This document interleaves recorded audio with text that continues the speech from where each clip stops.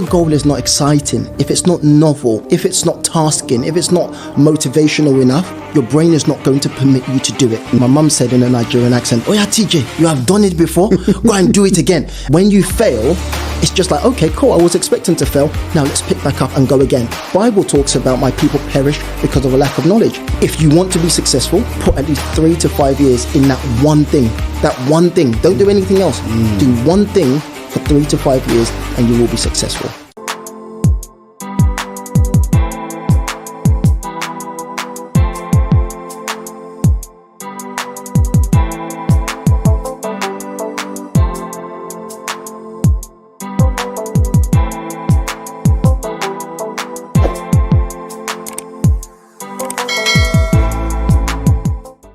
Hello and welcome to another episode of the Need to Succeed podcast.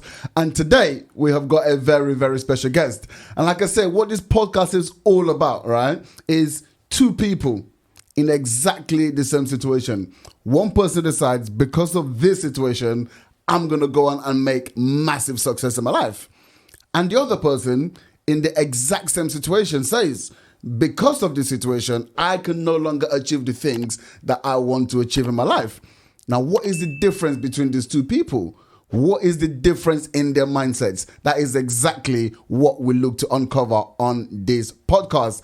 And I have got an absolutely phenomenal guest with me today. He is a massive, massive property investor, has a 7-figure property portfolio. He is a mentor. He is the go-to person when it comes to property news in the UK. Actually, very recently, he was pulled in by the BBC to give his take on the current property market. So I'm absolutely honored. And I want you all to join me today in welcoming Mr. TJ Atkinson. You nearly made the clap for myself. I was like, whoever that is. Who's this guy? Yeah. No, thank you so much, man. I appreciate it. What a platform. Thank you so much, man. Honestly, bro, thank you so much for coming on here. You know, just to kind of give you a lot of credit, because I was stalking you a little bit as well. Like, I've got to get this guy on, right?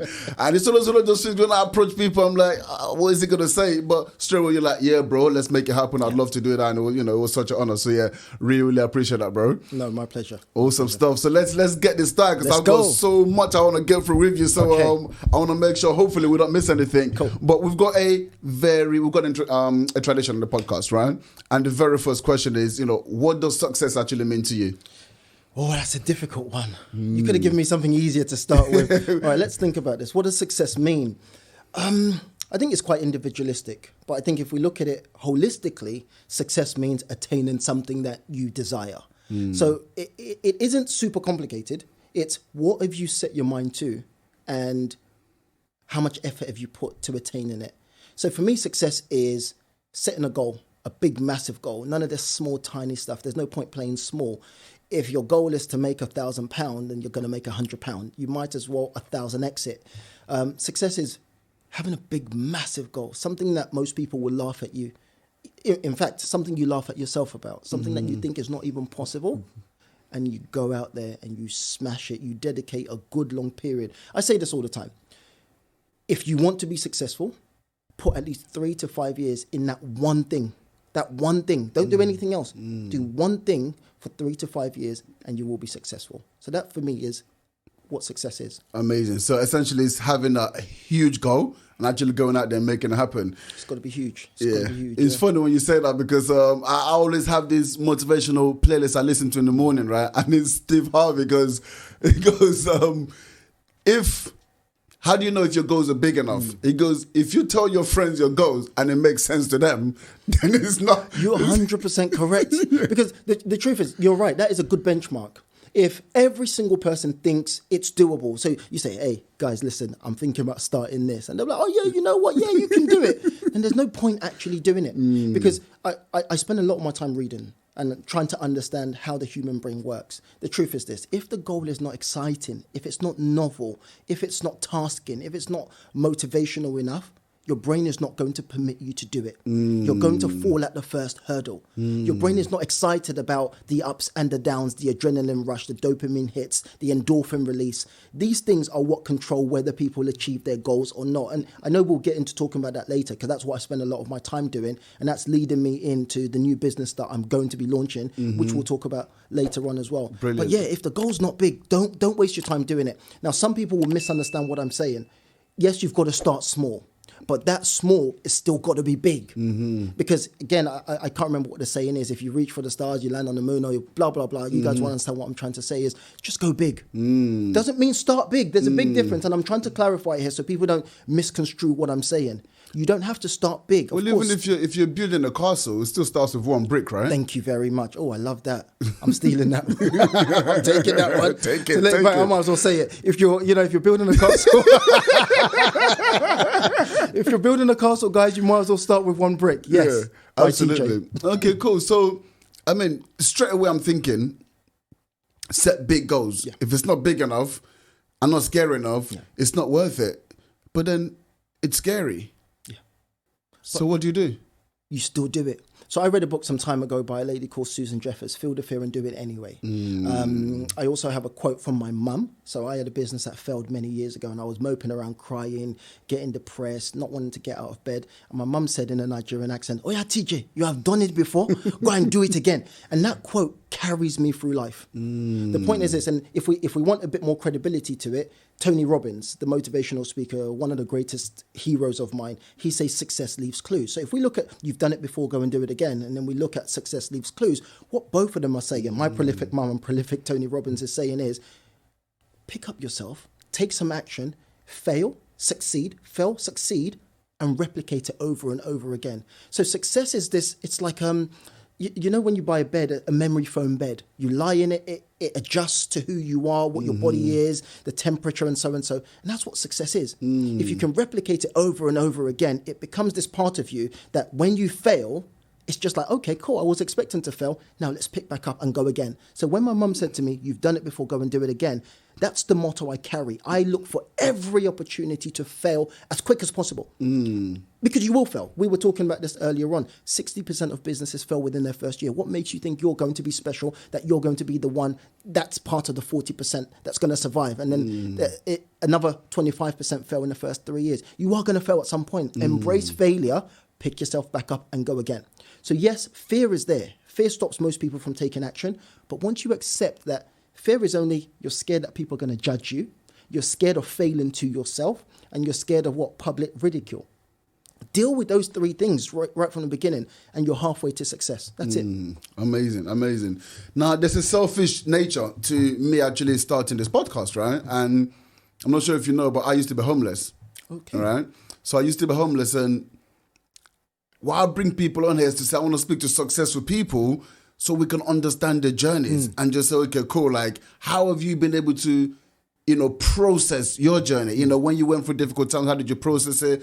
Because I'm talking to that guy, that homeless guy right now, and I'm saying, okay, cool. There is no clues for him. Yeah. Because as of he doesn't have any frame of reference, or she doesn't have any frame of reference, right? So when he or she's thinking about these big goals, and it's scary, what process can they go through to actually not let that fear stop them? Yeah, no, really good question. So it's actually in line with what I posted on Instagram today. I found a picture of myself. It was like when I was in secondary school, a bus pass, and I saw it and I laughed at myself because my haircut was a joke. But it led me on to asking myself, what message would I give to my younger self? And I think there were 3 or 4 messages in there. First one was, never allow your mum to cut your hair because you're not going to get any girls. So that was one of them. The second one was, pursue your goals rigorously. So pursue your goals with everything. Make sure it's big, make sure it's important, make sure it means something, but more importantly, anchor it to something meaningful. Does that make sense? Make sure your goals is attached to something meaningful. Because again, if we talk about the brain, your brain is designed to protect you. Your brain isn't a motivator. Your brain does not want you to be successful. People don't get this. So right from the beginning, you're battling with your brain's, with your body's computer. Your body's computer, the biggest muscle in your body that controls function, controls desire, controls action, does not want you to be successful. Your brain is simply designed to protect you. That's why it's actually in this hard case, in this hard shell. It's protection. So you're saying, well, I want to start a business. I want to pursue a business, but I'm not motivated. I'm not driven. Well, of course, because your brain is sending you signals to say, hey, don't put us in a difficult situation. That's why your palms get sweaty. That's why you start to get nervous and you start to sweat, because your brain is saying, don't push yourself. But the first thing that you want to do is deal with that. Have these conversations with your brain. I talk about having conversations with myself all the time.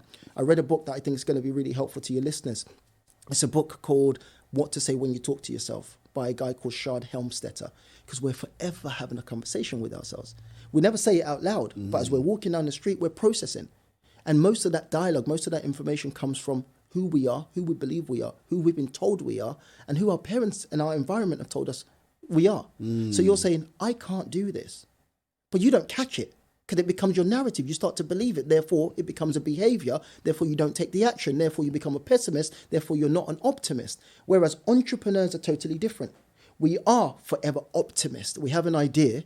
All of a sudden, we're pursuing the idea. Why? Because we've repeated the dialogue in our head enough times to say, this business might just work. This leads back to the brain. We trick our brain to permit us to carry out the action. So I know I've gone off on a long rant, but I really wanted to touch on how people actually motivate themselves to get out of their situation and actually take action. Most people can't take action. That was a beautiful answer. I'm glad you went on the long rant. Long rant. So that was I really, got many really long good. rants, yeah. That was amazing. You speak with so much certainty, so much confidence, and that's got to be coming from somewhere. Yeah. Have you always been this way? I'm a sucker for knowledge and education. I spend my time studying. I've always been a naughty child. I've always been this curious child. My parents were... Let me tell you a story, actually. I've always been just fascinated with how things work, which is why over the last few years I've been studying the brain. I've been studying motivation. I've been studying what helps the average person to overcome that fear, because it's fear that holds us back and helps us to push to success. A lot of people will say, well, your success is on the opposite side of fear, or your success is on the opposite side of the action. You can't take action if you're scared, because your brain doesn't permit you to do so. Your brain controls your legs. So if your brain is saying you're scared, your brain is not going to take you in that direction. So how and what do we do to figure out what's holding us back? So we've got to study that first. But my confidence and my certainty comes from studying and understanding what will take me or what will carry my legs in the right direction. And that's just studying the brain, understanding dopamine, understanding endorphins. I talk about this all the time because I'm blown away. I'm fascinated with what it is that causes some people to be successful and some people to not be successful. And it's all a matter of what goes on in here and the conversations that we have in our heads. But I was going to say this story. As a child, I used to just take things apart. I would see this microphone and I would try and take it apart and try and put it back together, even though I know I'm not going to be able to put it back together. But I'm just fascinated with what's on the inside of it. And I think my mum bought something. I think it's from Peckham Market or East Street Market many years ago. And it was a lamp. And it still had the wire attached to it. So I said, oh, this is quite cool. So how does electricity work? So I took the lamp, I plugged it into the socket, turned it on, got the biggest shock of my life, literally just buzzed myself and literally just carried myself to bed. Didn't tell my parents until years later. But the point I'm trying to make is I've always been fascinated with how things work. Curiosity didn't kill the cat. Curiosity grew the cat. It's the people that are wise enough, diligent enough, hungry enough to seek out knowledge that do better. Bible talks about my people perish because of a lack of knowledge. But in reality, all it's saying is my people perish because they didn't know how. A lack of knowledge is the lack of knowing how to. So if you want the foundations for success, go and get the information. Then, of course, the second part is implementing the information, which again, that's psychologically difficult. That's biologically difficult because, again, the brain controls the action that you take. But your brain has nothing to do with you studying and learning and asking questions. Build up the curiosity. There's this thing that I've come across recently, actually. It's called the curiosity loop. I've half made it up because I haven't found the full data on it. But I'm going to run with it because when I get a Nobel Peace Prize, I'll be able to say I created it. So there's this thing that I found out recently that the way our brain works is when we're fed a little bit of information, it's like... So in order to be totally fulfilled, our brain works cyclically. So in a cycle. And this cycle is just forever moving. So we're happy in this moment because we've got full information. So have you ever wondered when someone says, hey, let me tell you something. Let me tell you a secret. And they say, do you know, I'm not going to tell you anymore. What happens to you? You become more curious. And in the back of your mind, you're saying, what is that? What is that? Oh, come on, bro. Tell me. It's because that cycle now has a gap in it. Incompletion. So it's incompletion. And did you know, people don't know this, did you know that you experience physical pain when that loop is not closed anymore? That's where the curiosity comes from. So your body's experiencing physical pain, obviously on a small, minuscule level. So you don't physically feel the pain, but there's discomfort in your brain. There's chemicals being released, cortisol's being released. You're stressed, and your body is saying, seek out that information. And I think many people need to tap into that. A lot of us have this open loop, and we're not looking for the solution or the information to close that loop. Because once the loop is closed, then different chemicals are released, and that motivates you to go and pursue. I'm all about the pursuit. Wow. Literally all about the pursuit. Another thing that I do is when I have a business idea, I implement it in 5 minutes. I know that sounds crazy. I have a business idea. I will implement that business in 5 minutes. Why? Because I'm in a race against my brain. My brain is working in the opposite different directions to what my body wants. I've got a thought and I say, oh my God, that's an incredible idea. My brain says, don't be silly. Hey, I want to build a new development. TJ, don't be silly. Oh, I want to start this business. Come on, everyone's doing it. What makes you think?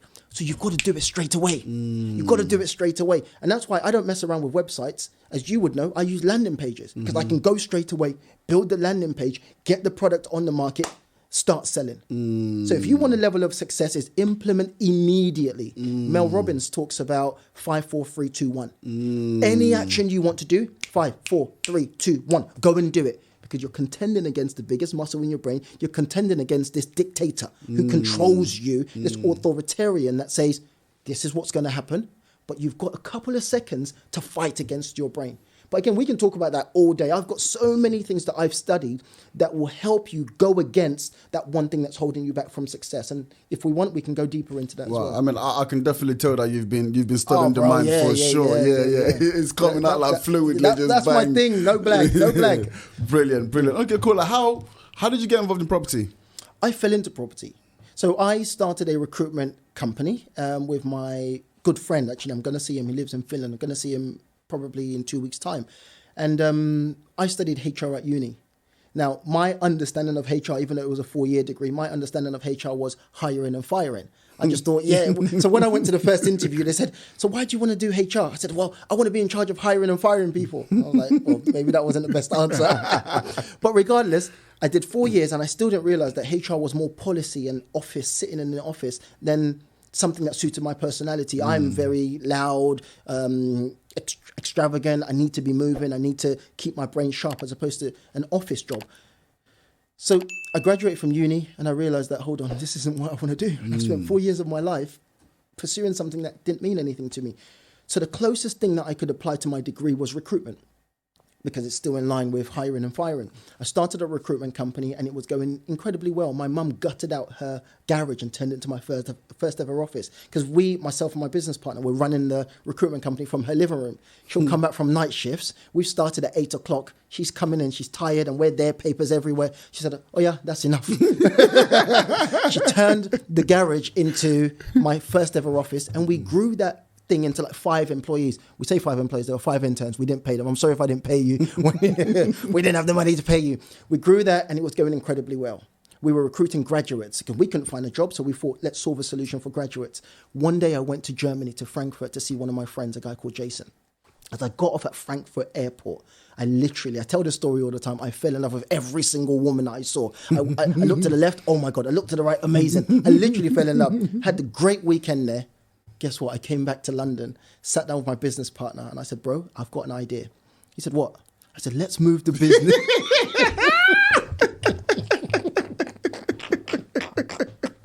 With a straight face as Purely well. business idea. No, it was. I gave him a whole case study checklist. I said, bro, since we're recruiting a lot of EU students and bringing them into banks and finance companies and graduate positions in London, if we move to the EU, if we move to Germany, we can get the freshest candidate before they hit the market. And he was like, that doesn't make sense, but he knows what I'm like. I'm a very feely person in terms of, I know it sounds hokey pokey and it doesn't sound like a business strategy, but experience makes hokey pokey business a strategy. In terms of my experience is, I know if I believe in something, I've thought it through and I will do whatever it takes to make it happen. Doesn't mean it will happen, but I can sleep well at night knowing that the effort required to make it a success was implemented. Yeah. So I'm not going to blame anyone to say my business didn't do well or my business failed because of this. So we moved the company to Germany. And so I went into my first ever presentation. And in the UK, you would notice in the UK, if you go into a sales environment, it's easy for people to buy into you and like you because you just say, hey, how are you? My name's TJ. La, da, da, da, da. Did you watch the football? And it's commonality. UK is so fickle in terms of you can become best friends with somebody just by liking football. Germany, different story. I walked in, hi, how are you? My name's TJ. Silence. Oh. But I played the game. I said, you know what? It's Germany. You know what? Maybe they're not really partial to me and so and so. So I blamed them. Went into my second presentation. Same thing, silence. They walked me out of the office. At that point, I gave up. I said, all this motivational stuff I'm talking about, let's go back to London. And then we decided to give it one more shot. We hired a guy called Marcel. We taught him on sales, taught him about the business. And in a short period of time, we grew that company to 22, 23 employees in less than a year. However, this is one of the reasons why I'm the biggest seeker of knowledge. Because I always say this, what you don't know will always be what haunts you.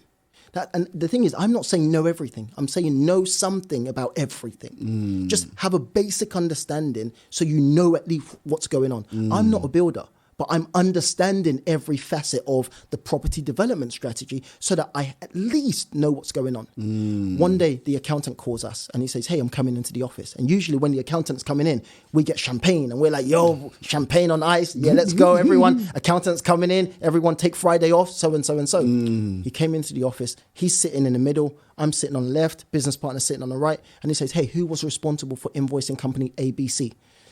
I'm looking at my business partner, he's looking at me, we're both pointing at each other. Either way, one of us had forgotten to invoice 2 of our major companies. And the problem is some of those companies paid us in 60 and 90-day cycles.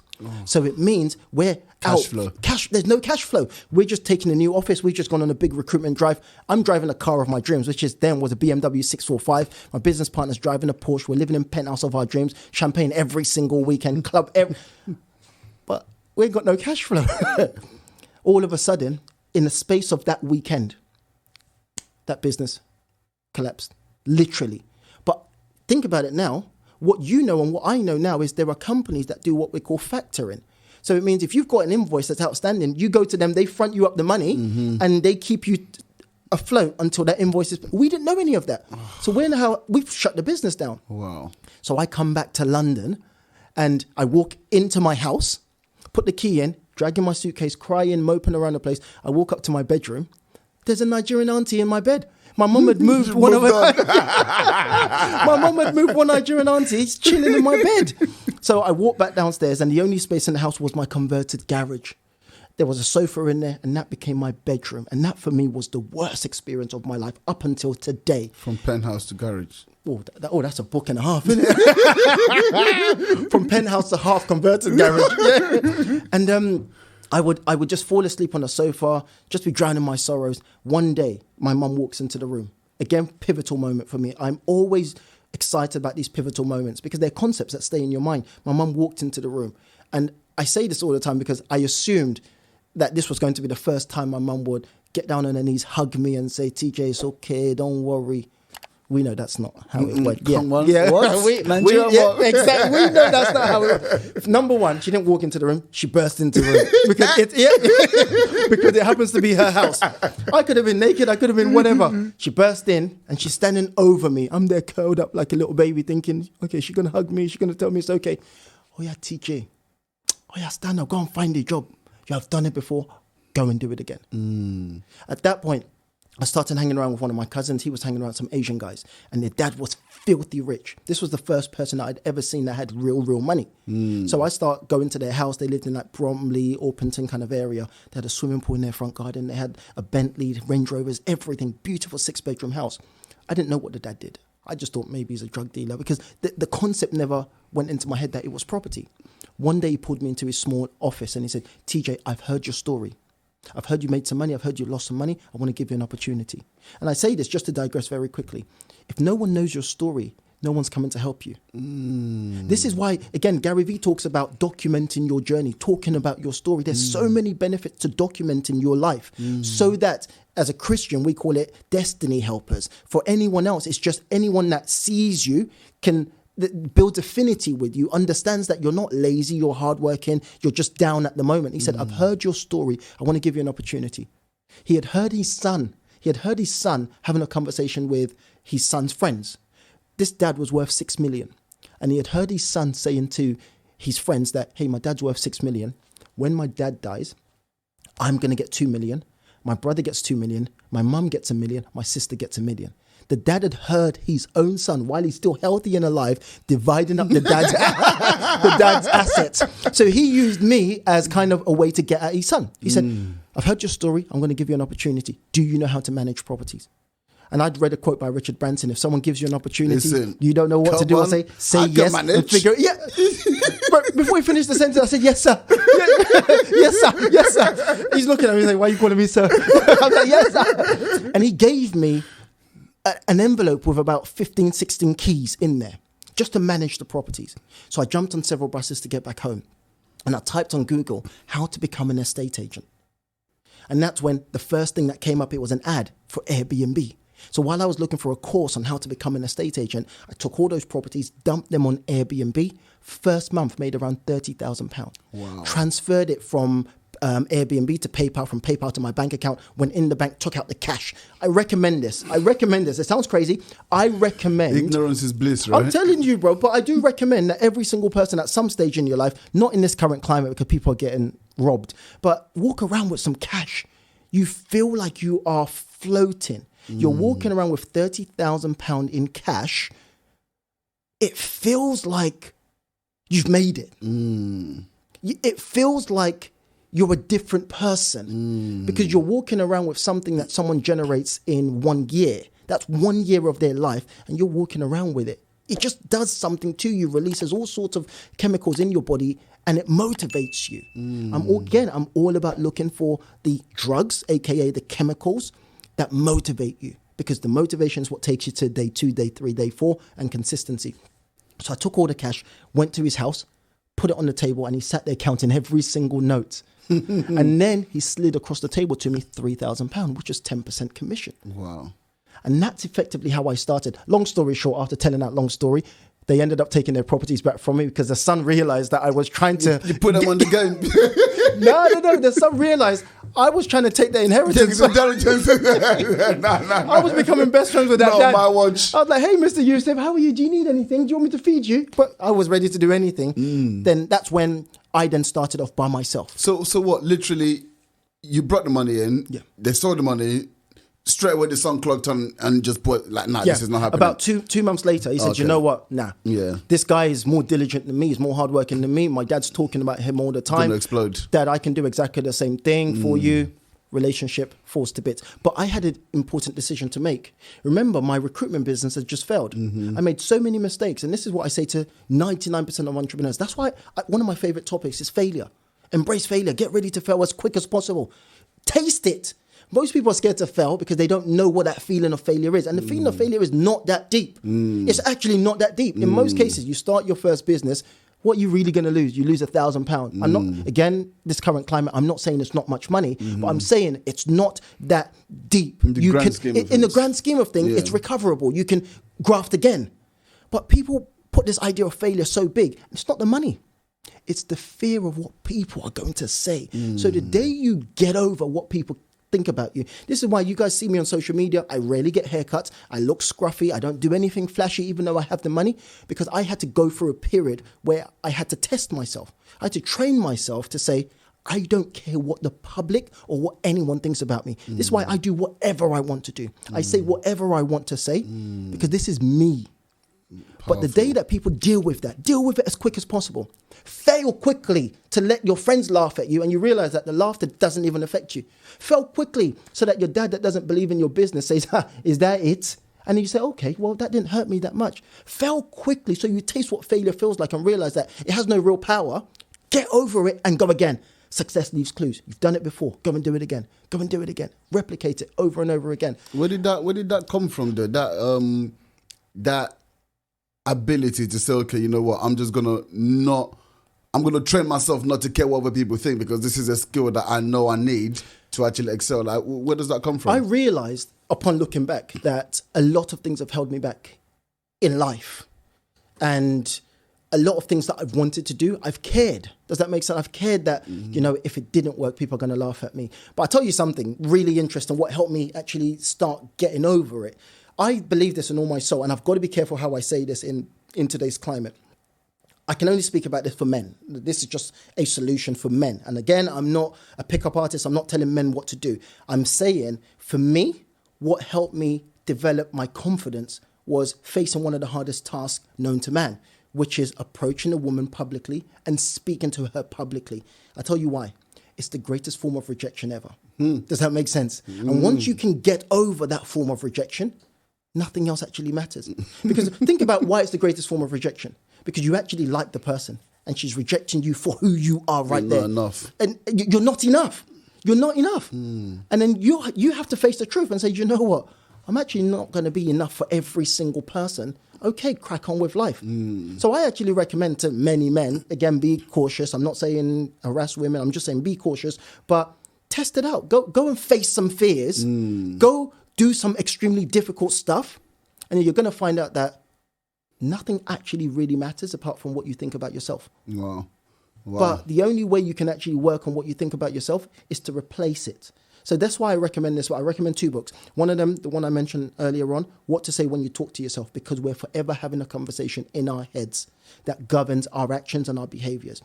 And then the second book is by a guy called TJ Atkinson, which myself. Who's that? I wrote a book called Untangling Success. Up until today, out of the many books I've written, that's my best ever book. It's not a property book, it's a self-development book. And it talks about 7 different ways to untangle success. Our understanding of success is warped. Many of us don't know what it is. We don't know how to attain it. We don't know how to acquire it. And we've just got to look at it in a totally different way. And everything, I hate to use this word mindset. And many people don't like to hear the word mindset. But in reality, you will never be successful until you deal with this computer in your brain that's governing what you do. Everything that we talk about today is going to come back to working out the processes and the little kinks and this computer that has its own mind that wants to do whatever it wants, when it wants to do. And you're battling with it saying, just brain, support me on this. Let me try this out. So for me, I'm always looking for the biological reason, the psychological reason as to why I behave in a certain way. But going back to saying something, this is the first time I'm actually saying this on camera, actually. I've got a funny shaped head. That's you can look at me now, Karen. I've got I don't. Let me explain. Said I've got a funny shaped head. Let me explain it. Let me explain it. Kids in school are evil. I went to a boys' school and they used to call me. Do you know when Fanta bottles came out? Yeah. Now you're looking at my head. I'm just laughing. I want to see where this is going. So I've always had a funny shaped head. And one of my friends, a guy called Bobby, shout out to Bobby. Bobby found a Fanta bottle and he ran into school on the lunch break. Excited. Where there's 12 men just chilling playing football. He said, you man, come. Hey, this looks like TJ's head. Bro, up until then, I didn't know I had a funny shaped head. So I went home and I'm like, bro, you do have a funny shaped head. But for about 3 years after Bobby made that comment, I wore a cap every single day. Every single day, just to cover up the shape of my head.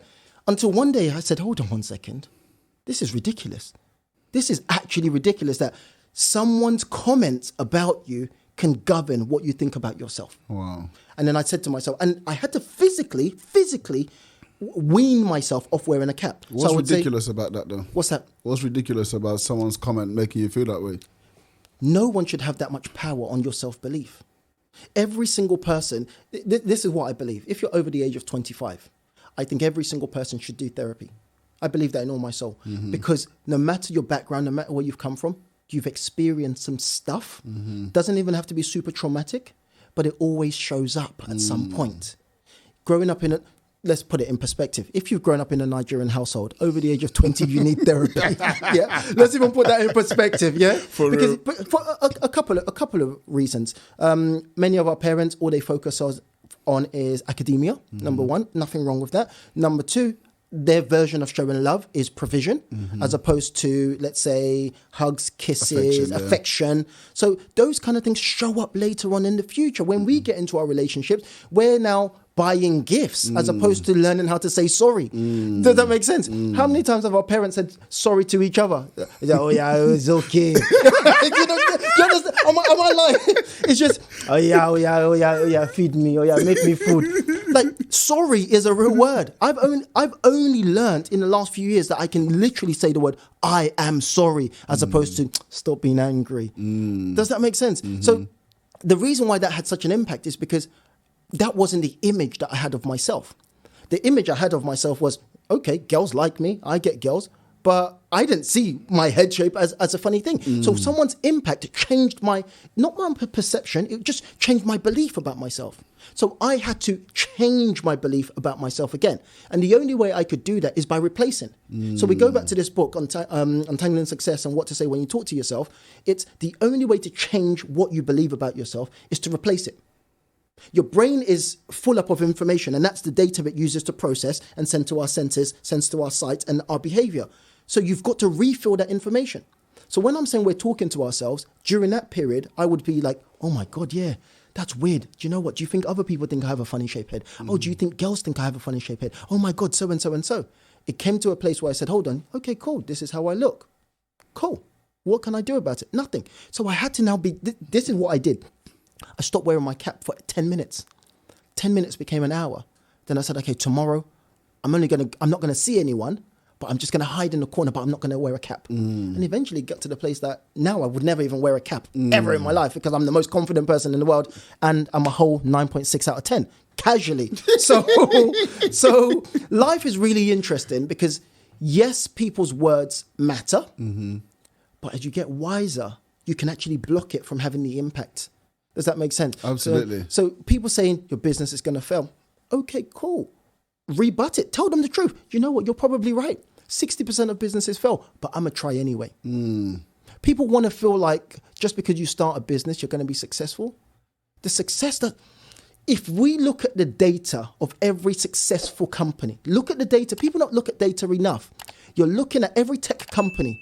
We claim to be successful because they got high valuations. Uber has been around for 12, 13 years now. They only hit profit, I think, in the last 2-3 years. Yeah. Most people would assume Uber was profitable. You've got to go through the ups, you go through the downs, you go through the ups, you go through the downs. And when you're down here, you start to climb back up and you're like, do you know what? It's working out. Yeah. This is why I've got this acronym. It's called SIT-G, S-I-T-G, stay in the game. Stay in the game. Most people can't stay in the game for 3 to 5 years. One thing, the only guarantee I can make in this life is if you do one thing long enough, you will be successful. I don't care what it is. I'm guaranteeing that. Anyone can hold me accountable. Do one thing, just one. Don't deviate and move into 2 things. Iterate in terms of, figure out what's wrong and pivot, but don't change. If you're starting a hair brand to sell hair, do hair for 3 years. Do it for 5 years, because year 1, don't expect to make any money. Use that 1 year to study and understand the industry, get the knowledge, know who's the big players, look at what you need to learn. Number 2, implement as hard as you can. Go in as hard as you can. Year 3, you're changing your business model a little bit. You're adapting, adjusting. And year 4, you start to see growth. Year 5. But people want to start a business today and they don't see a result by next month. And now they're like, you know what, this stuff doesn't work out. No, you're silly. Because why did you go to university for 1 day? No. Did you become an expert in 1 day? Do doctors have to study for 7 years before they can physically work in a hospital? Lawyers have to train for 5 years before they can represent you. But you think starting a business? Because people think business is just about effort, and it's wrong. I've got this thing where it's called POP. In order to be successful, there's got to be positioning. So you've got to be in the right position. Then there's got to be opportunity, and you've got to be prepared. Many people think success is just opportunity. That's just a third of what makes you successful. There are people that have been given opportunities, but they weren't prepared. There were people that have got opportunities to go into the Olympics, but they weren't ready. There were people that their environment doesn't make them ready to be able to take up certain opportunities. So all of those three need to be in place for you to be successful. If you've just got preparation, but there's no opportunity, nothing happens. If you're not in the right position, if you're not in the right place at the right time, that's the element of luck. Any success I've ever had, it's luck. My recruitment company failing, yes, it's a shame, but that happened. It's a bypass of luck that my mum came into the room at that time, cussed me out. I started speaking to my cousin who introduced me to these guys. Now I'm in property. It's luck, but there's also the ability to take the opportunity, but also being prepared. So life is a mystery. And I gained so much value in life by trying to study life, and that's what motivates me so much. Which is why, as I said, I'm leaving the property game very soon. Amazing. We're getting there. We're getting there. But just before we get there, I want to talk a bit more about the property because so you've done that. Yeah. 2 months in. Yeah. Man said, no. You're not coming for my destiny. Yeah. So you've had to hand the keys back. Yeah. But you had a taste. Yes. And then what happens? So again, sorry, I apologize. I go on long rants, but I've just got so much I want to say. So I was saying, the whole success leaves clues thing. I missed that in my recruitment business. Remember, I've just been talking about spending 3 to 5 years. Fail, pick back up, fail, pick back up. When my recruitment business failed, it was my first taste of real failure. So I didn't understand what I understand now. So my business failed. I thought that was the end of it. But if that was me today and my recruitment business failed, guess what? I'd move back into my mum's garage and I'll start again. But I would learn the lessons. This time I would hire a proper accountant. This time I would learn. This time I would negotiate terms with the vendors and the companies. And I'll scale it back again very quickly. This is the thing. Scaling happens after the failure. Every single business we've ever looked at, you don't scale from day one. There's no such thing. Scaling means you've got the foundation, it's correct, now you can grow. But most people don't get to scale because they don't get past growth phase. They don't even get past foundation. And it's called a foundation for a reason. It's the bedrock. Oh, it's the substratum. Sorry, I read dictionaries a lot. I'm quite a geek. Yeah. So bedrock, it's the foundation of everything, and everything gets built on that. So if there's nothing to build on, how can you build on top? Even if we talk about property, I can't remember what classification it is, PD, where you've got a building that you can build on top. If you ain't got the foundations and you haven't got this building, how do you build on top? People are missing out on so many opportunities. And we've all seen that image on social media about someone that's they're in a cave and they're trying to dig somewhere and they're just about one more dig from getting that diamond. 1 foot away. And I guarantee that diamond is sitting in between 0 to 5 years. It's in between that, but most people give up just before. And it's so true. So going back to that, I had to make another decision when effectively my new property business had failed because things were going great. They pulled the rugs from under my feet. So I'm like, okay, am I going to give up again? What am I going to do now? What, am I just going to go back and cry? But you've done it before, go and do it again. That stuck with me. That's why I said that's the acronym. That's the motto I carry around with me from now on. You've done it before, go and do it again. Okay, it's just a blip. It's just a small little thing in your steps. So guess what I decided to do? I said, hold on, I've learnt the system now. Okay, so I don't have to buy property. I can find landlords that don't have tenants and then put their properties on Airbnb and turn it into service accommodation. Well, that's crazy. The amount of steps that you skipped through that one experience, just in terms of like thinking, I want to start in property, but I can't because I need all this money. How am I going to find? You literally just bypassed it, literally. And for me, I didn't even know what I was saying at that point. I would call estate agent, hi, I want to rent your property on Airbnb. No, we don't do that. Oh, hi, I want to rent your property. I'm not going to be living. You give them the whole pitch, even the wrong way around. Hello, hi, there's a property on the market. I'm going to put Airbnb customers in there. And people are just hanging up the phone. But I tell you a breakthrough. This is why I'm a big believer in setting the foundations, effort. About a year later, I called more than 1,000 estate agents with a terrible pitch, with a crap pitch. But about a year later, my phone started ringing from all of these agents because Airbnb became much more prominent. They had more pitches. They had better understanding. Oh, hi, TJ. Yeah, you called us last year. You wanted this property. It wasn't available then, but the tenant has now left. Would you like to rent it? I recall you said this, you said that. Wow. That's how my business grew. Wow. That's how my business grew, because the foundations were set. And people say, okay, well, how did you get money to get started? People are always looking for bloody excuses. I get it. Money's a real thing. Money's a real thing.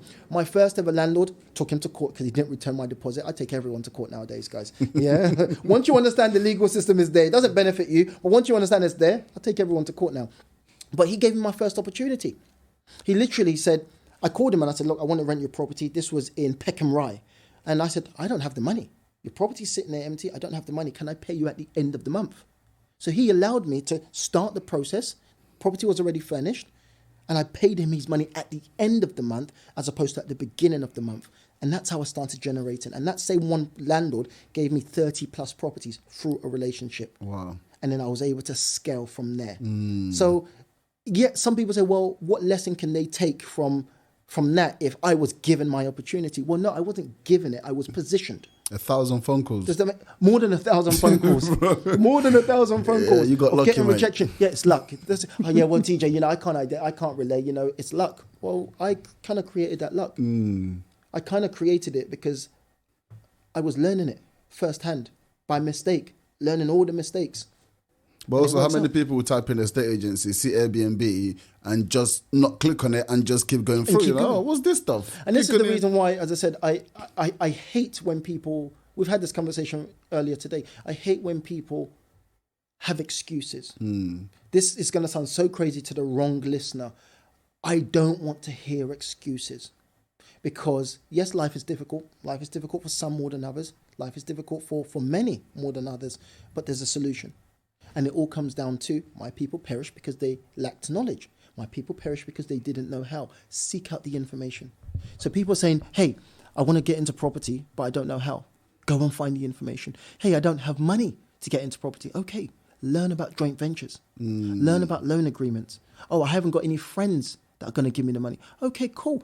Go on OnlyFans and get a sugar daddy. I'm joking, but am I joking? The point I'm trying to make is there is a solution. I raised, let's put it in perspective. I raised more than £500,000 from where? From church. I give that away right now. If you go to church, if you're religious, go to your network. I've raised £500,000 plus from church. No like trust already.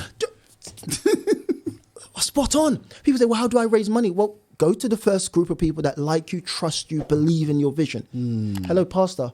Look, we need to have more conversations about wealth in the church. Okay, so what you suggest? Well, I'm a property investor and I would like to help people out. Put me on stage. Listen, there was one time one pastor put me on stage. They never invited me back. I cussed everyone out on that stage. Like, so who wants to invest? Everyone was quiet. I'm joking. I didn't cuss them out. But I'm very, very direct when it comes down to, mainly in the black community, about wealth creation. We talk about generational wealth all the time, and I hate that word with a passion. And most people will be surprised. I hate it because I see it as an excuse. And I'll explain why. Many people talk about generational wealth because they don't know how to create wealth today for themselves.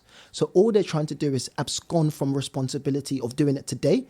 And they're wishfully thinking that, hey, by the time I'm 60, by the time I'm 80, something magical would have happened. And guess what I can do? I can leave something behind for my children. But the truth is this, I've broken this down. And there's 6 steps. I can't remember all 6, but there's 6 steps to generational wealth. Number 1 is you've got to understand what generational wealth is, number 1. Then you've got to put systems in place to acquire assets. Most people talk about generational wealth. Don't own a property, don't own a business, don't own anything that you're going to pass down. You can't pass down something you don't own to your children. Number 3, education for the recipient. You catch that? That's a big one. Education for the recipient.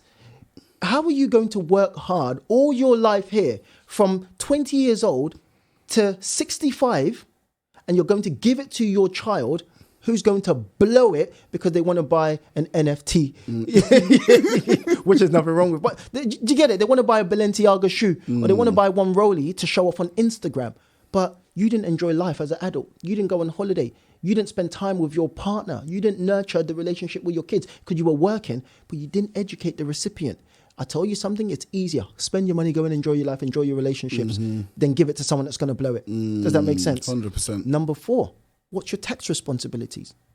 Does that make sense? Everyone's saying generational wealth. But what about tax implications? Inheritance tax, capital gains tax. How do you mitigate these things?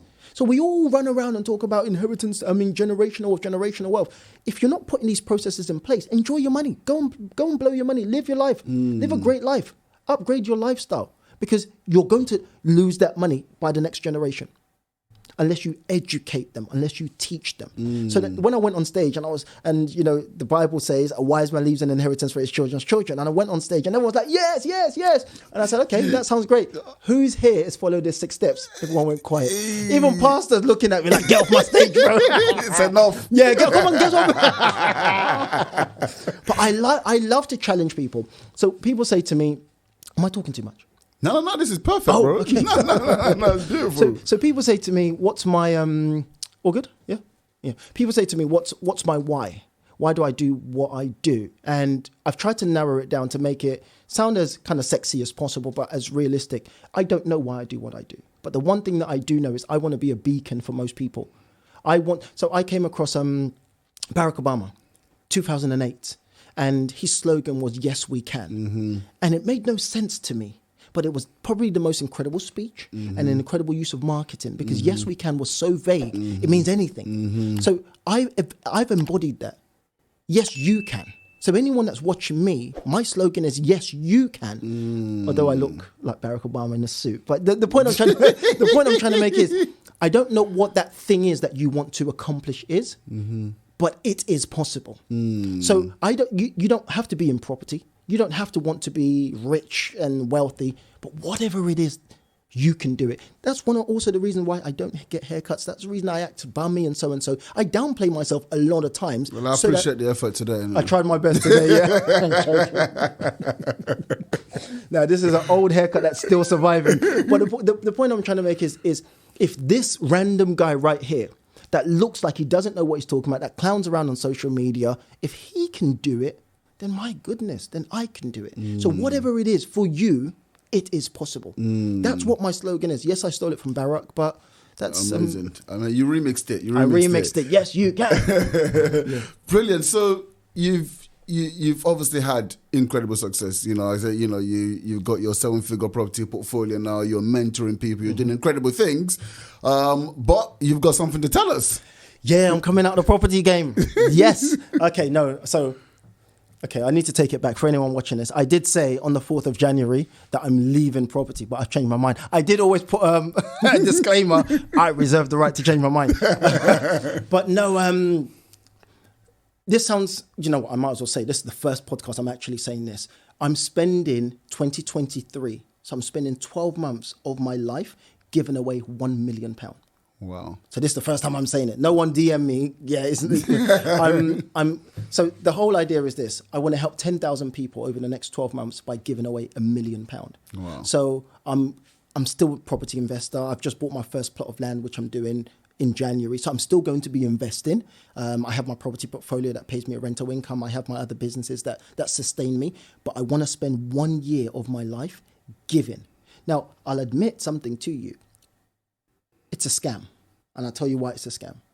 Because I don't believe there's such thing as true altruism, which means I'm not giving just for the sake of giving. I'm giving because I get back. And again, we've been talking about the chemicals. So all I'm doing is I'm tapping into, or I'm perpetuating the biggest chemical scam ever by giving to so many people because I gain back. I feel incredible. Endorphins are released. I'm going to walk around for the whole year next year feeling great about myself. I'm going to tap into dopamine levels that's going to motivate me to want to push my business to another level. Does that make sense? But also, I'm the biggest believer in this word called reciprocity. Reciprocity means giving to somebody, but also when you break it down, there's no point saying, when you break it down to its core form, it means it creates a moral obligation. So if I do something for people, it would create a moral obligation for them to either give back to someone. I want to create, especially in the property game, I want to create a global giving campaign to cause every single person to start giving. I want people to give away because fundamentally you will get it back. So if we break it down in any form, reciprocity, the Bible talks about the law of sowing and reaping. It's a law. If you give something, it has to come back.